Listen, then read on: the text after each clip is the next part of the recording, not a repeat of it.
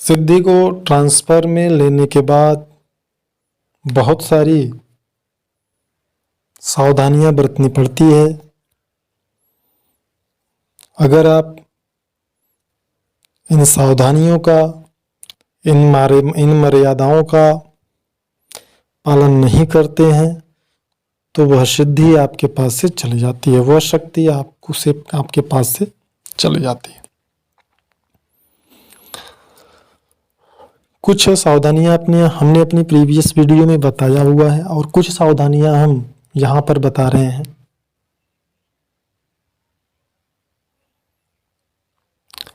सिद्धि transfer में प्राप्त करना बहुत ही भाग्यशाली लोगों के लिए होता है। सभी को सिद्धि ट्रांसफर में न दिया जा सकता है और न सभी को ऐसे मार्गदर्शक या गुरु मिल सकते हैं जो वास्तव में उसे सिद्धि ट्रांसफर में दे पाए। वैसे तो हजारों लाखों की संख्या में ऐसे लोग दुनिया में पड़े हैं जो लोगों को पता नहीं क्या क्या सिद्धियां ट्रांसफर में दे रहे हैं लगातार, लेकिन जो वास्तविकता है वह जो लोग ऐसे लोगों के पास गए होंगे वही वास्तविकता को जान सकते हैं कि वास्तव में क्या सत्य है। क्योंकि जिस प्रकार से हमें अपने कर्मों के अनुसार ही सद्गुरु की प्राप्ति होती है, ठीक उसी प्रकार ही हमारे कर्मों के अनुसार ही हमें ऐसे मार्गदर्शक या गुरु प्राप्त होते हैं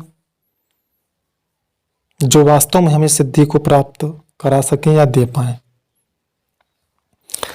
तो आइए सावधानियों पे थोड़ा प्रकाश डालते हैं। कुछ सावधानियां तो हमने अपनी प्रीवियस वीडियो में बताया था, कुछ सावधानियों को हम यहाँ पे बता रहे हैं, ये जो कि अत्यंत अनिवार्य हैं। सिद्धि को ट्रांसफर में लेने के बाद आपका जो भोजन होता है वह पूर्ण रूप से सात्विक होना चाहिए। जैसे कि मांस, मछली, इस प्रकार की चीज़ों का प्रयोग आपको नहीं करना है। तामसिक भोजन का प्रयोग नहीं करना है। शराब, सिगरेट, तंबाकू इत्यादि का सेवन पूर्णतया वर्जित है। आप कह सकते हैं कि एक साधकों की जो व्यवहारिकता है उस व्यवहारिकता को आपको अपनाना चाहिए। अगर संबंधित शक्ति किसी एक चीज के लिए आपको छूट देती है, किसी एक बुरी आदत के लिए आपको छूट देती है, तो यह उस शक्ति पर निर्भर करता है कि वह किसी एक चीज के लिए आपको छूट दे या ना दे। अगर आपने सिद्धि को ट्रांसफर में लिया है तो एक निश्चित आपका 24 घंटे में एक निश्चित समय होना चाहिए जिस समय में आप संबंधित शक्ति को भोग प्रदान करें, उसकी अर्चना करें, पूजा करें, धूप दीप नैवेद्य इत्यादि अर्पित करें। एक निश्चित समय बना लें जबकि आप उसका पूजा कर पाए। अगर आप ऐसा करने में भी असमर्थ हैं तो हफ्ते का एक निश्चित दिन आप चुन लें जिस दिन उस सिद्धि से संबंधित जो शक्ति है उस शक्ति का पूजा करें, अर्चना करें, धूप दीप नैवेद्य भोग इत्यादि उसे समर्पित करें। यह अत्यंत आवश्यक है।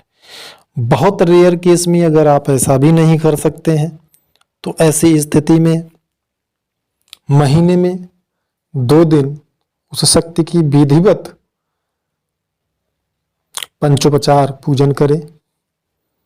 जैसे कि 2 दिन, एक आपका अमावस्या का दिन होता है, एक आपका पूर्णिमा होता है। प्रत्येक महीने में एक अमावस्या और एक पूर्णिमा होता है जिसमें कि हमारा जो कृष्ण पक्ष है जब वह समाप्त होता है तो पूर्णिमा कहा जाता है और जो शुक्ल पक्ष है जब उसकी समाप्ति होती है तो आखिरी दिन को अमावस्या कहते हैं। तो इन दोनों ही दिन यानी 15-15 दिन के गैप पर 15-15 दिन के अंतराल पे आप संबंधित शक्ति का विधिवत भव्य पंचोपचार पूजन करें और उसके मूल मंत्र का जाप तीनों ही स्थितियों में करें। यानी रोज अगर करते हैं तो भी उसके मूल मंत्र का एक निश्चित माला जाप करना चाहिए। हफ्ते में अगर एक दिन करते हैं तो भी उसके मूल मंत्र का निश्चित संख्या में जाप करना चाहिए, जो गुरु या मार्गदर्शक के द्वारा आपको बताया जाता है। यह गोपनीय है, जो कि हम आपको सार्वजनिक नहीं कर सकते हैं। और अगर आप महीने में 2 दिन, जो हमने जैसा कि बताया, उसमें भी करते हैं तो भी एक निश्चित संख्या में उस शक्ति के मंत्र का मूल मंत्र का जाप करना चाहिए।